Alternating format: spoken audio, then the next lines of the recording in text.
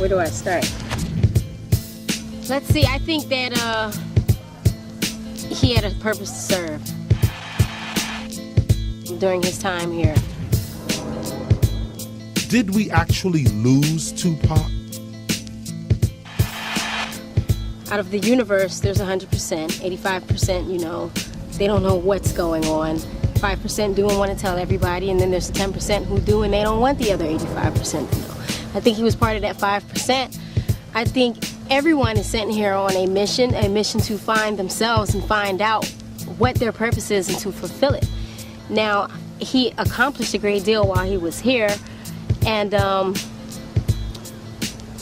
man, I don't know, because there's fate and there's destiny. You know what I'm saying? It's like fate happens and destiny is what you choose for yourself. So the way he left here, I don't know which one it was, but I just know that if you set a goal and you follow the path, you know, that it takes to get to your final destiny, then you may be able to get there if you can recognize the distractions, you know, that you may run into along the way. And I know that there was a lot of things in his life that may have been distractions, or I don't know, just things that just made it a little bit harder for him to climb that ladder, but he still was a very, very strong person. I've been through a lot of things. It's very similar to what he has been through, but he's been through that much more, and he's accomplished so much more than I have. So I can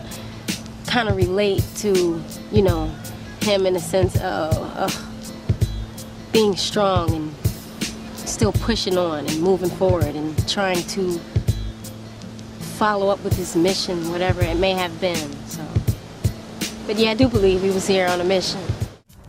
Tupac gave me lots of advice. The most important advice he gave me was to be 100% real. He said that if I was real with somebody and if they couldn't accept it, then it was better to be respected for being real than, you know, to try to lie, because to pacify someone else's feelings. So I appreciated that from him, and I followed his advice, and a lot of people cannot handle someone being 100% real. You know what I'm saying? And that's why I think a lot of people could not handle Tupac. Because he was about as real as they come, and it's like when you get that real, it almost seems like it's game.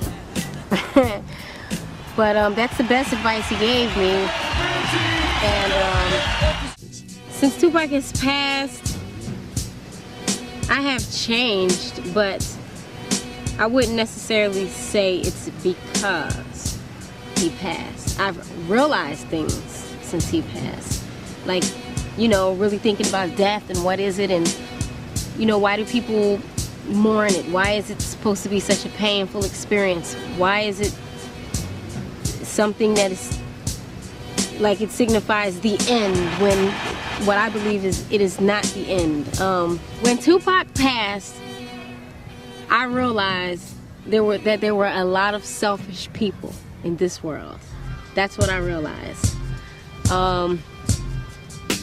Everyone didn't want him to leave here for their own selfish reasons. And as soon as I realized that that's what it was that had me about to go cuckoo, you know, I was able to let go and say if he really wanted to stay here, he would have pulled through.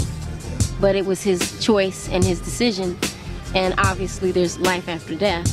So I guess he decided to move on, and I'm 100% with any decision that he would have made, you know.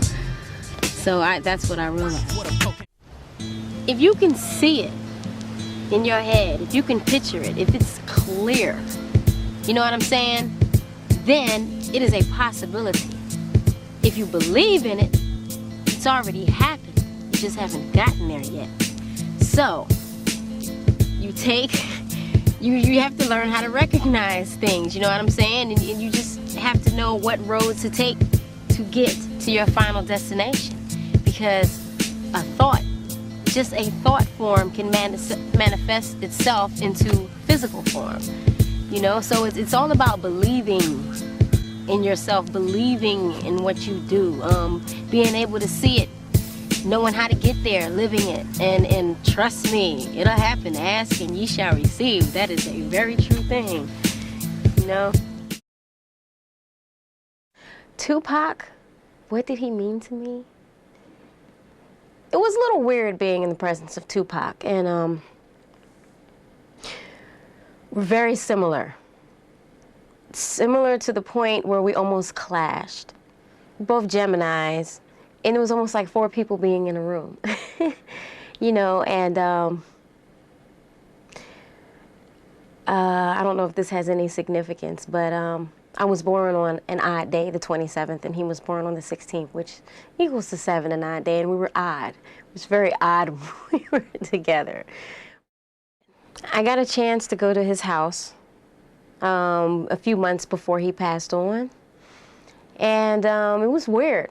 It was a very weird experience because everything that was in my cabinets was in his cabinets.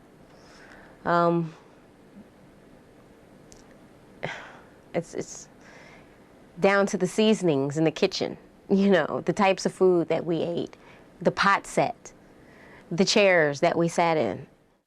I look at the way his life was, and I don't know, I see a lot of that in me.